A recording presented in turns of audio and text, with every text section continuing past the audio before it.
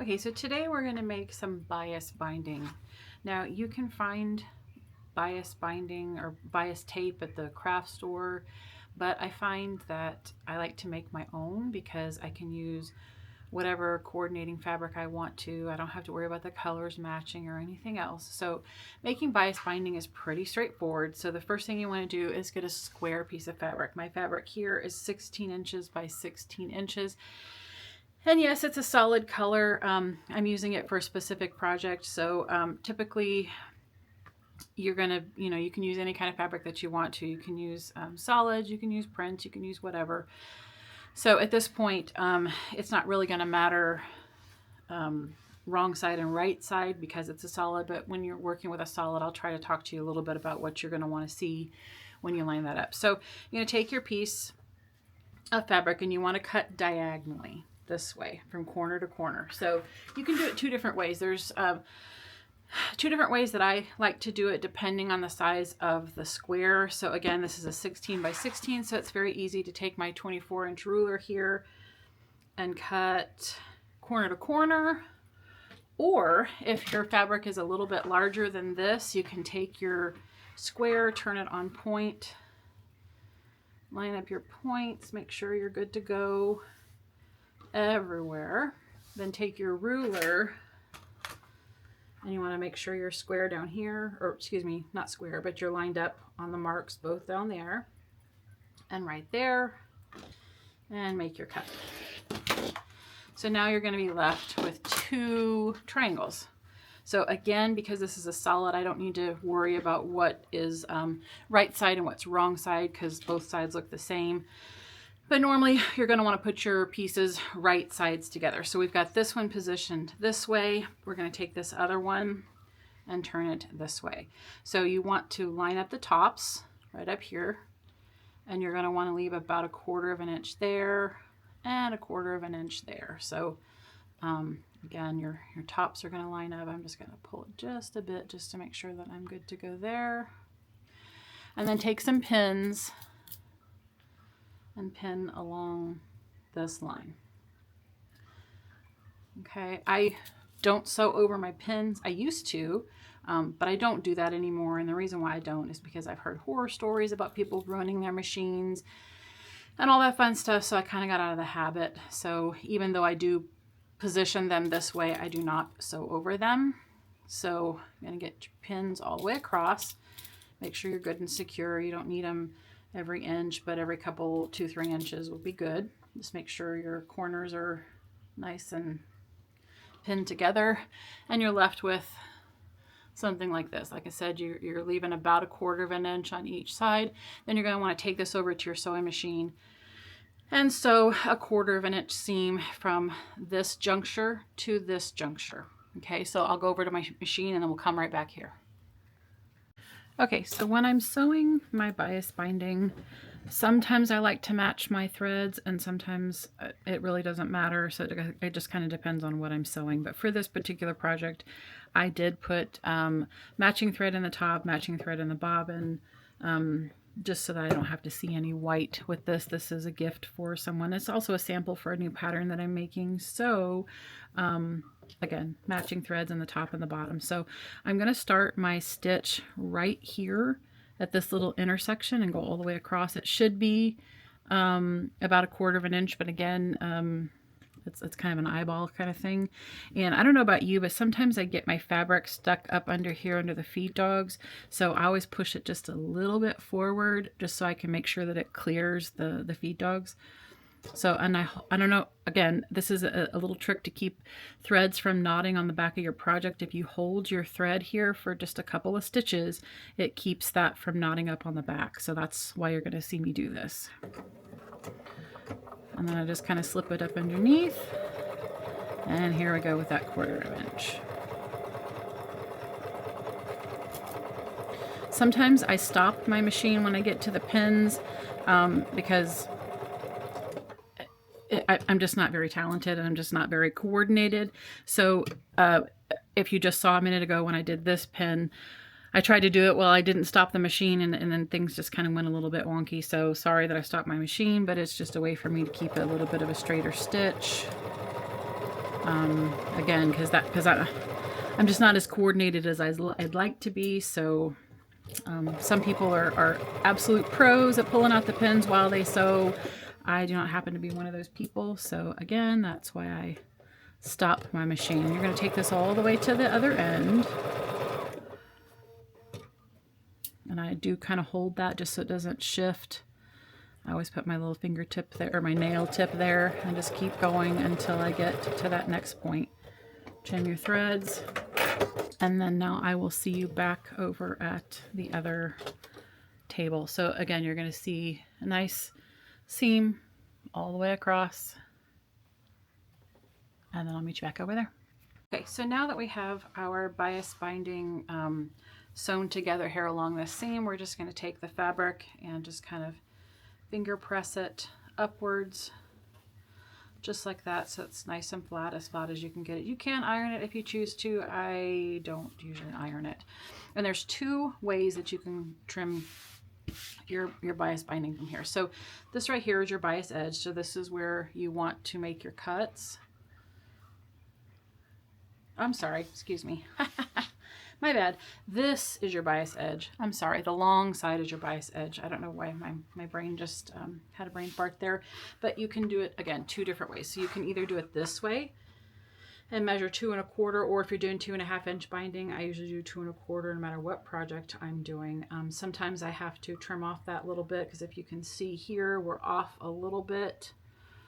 We're not 2 1/4 all the way down, so sometimes I'll just go ahead and make a little trim off that very little bit of that edge and make it nice and straight, and then start flipping and doing my trims. And if your bias binding ends up being too big for you to be able to get your ruler all the way across that way, another trick is that you can take this, fold it up like this, fold this one up like this, and then, you know, trim off that little bit over there, and then start doing your 2 1/4. So because this piece is a little bit smaller, I'm going to go ahead and do my bias binding this way. So like I said, I'm just going to trim off a little bit here, make sure I have a nice straight line, get that out of the way. I'm going to flip this over, and I'm going to take my 2 1/4 inch trims there. So again, this is a very straightforward and easy process. I know that a lot of people get a little bit worked up at the thought of making their own bias binding, but it is just so quick and easy, I find. And then it gives you a perfectly coordinating binding to your project. It gives you exactly the fabric that you want and that you need. And then obviously, because it's on the bias, it gives you the stretch that you need as well. Oops, move that forward just a touch. But if you notice here, I'm right on the 2 1/4 inch line all the way down, and that's because I trimmed off this little bit over there, and it gave me the nice straight line. Because your ruler is so big, just kind of be careful that it doesn't wobble. So hold it down there, and then you can move your hand up and hold it there. And I don't know why I get so violent when I throw my cutter over to the side, so just ignore that. If that's you, then yay, we're sisters. If it's not you, then I'm sorry. It's just the way that I happen to do things. So again, we're just going to line up, and we're going to cut as far across as we can, and see how many strips we can get out of this with 16-inch binding, or 16-inch square. I believe we're going to get about 4 strips. Potentially 5, but I think we're looking at just 4.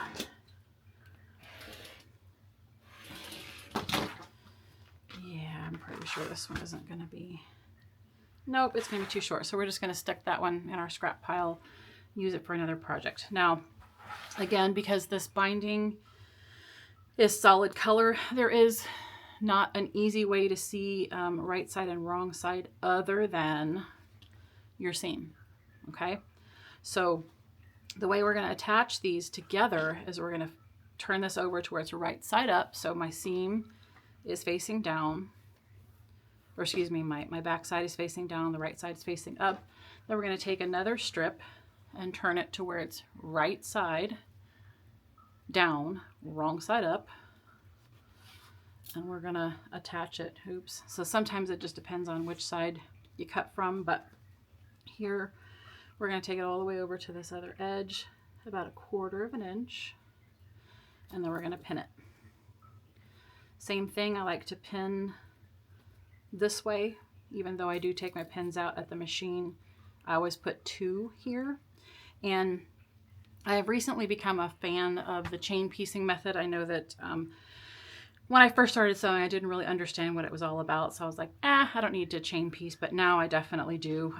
So you're gonna wanna chain piece these if you can. So just keep pinning your pieces, just same method. You got 4 pieces, so you only need to pin a couple in place.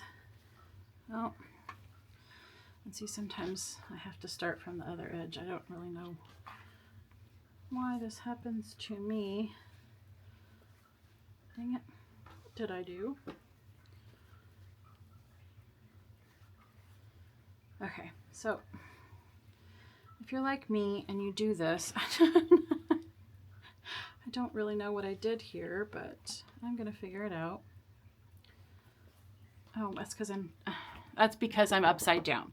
So if you ever wonder what you've done wrong, try it a few times and then figure it out. So I'm wrong side up. I need to be right side up. So that made all the difference in the world, and I can't believe I just did that, especially on camera. But hey, you know, none of us are perfect. So there we go. So now that I'm right side up, because my seam is right side up, and this is wrong side down, so, or excuse me, right side down, so wrong side up.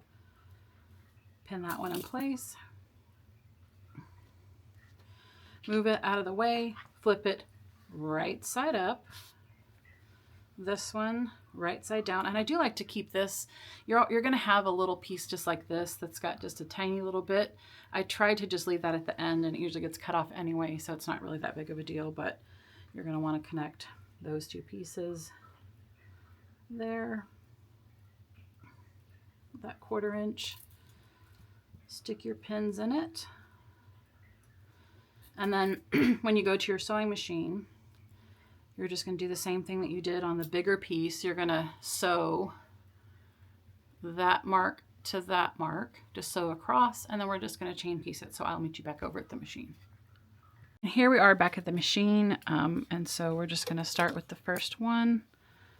Find your pieces, line them up, put them in the machine. I still have my coordinating top and bottom threads, so we're just going to sew 1/4 of an inch.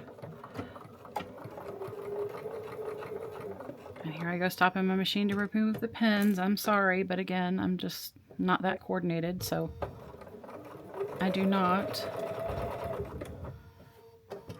like to, ow, oh, darn it. Okay, so then go all the way to the end, and you see how it's exiting right there at that triangle point. Then we're going to take the next one, since you pinned them all together. Oops. And we're going to flip it to where it, you know, can go right after. And just kind of move it out of the way. Line it up there. There we go.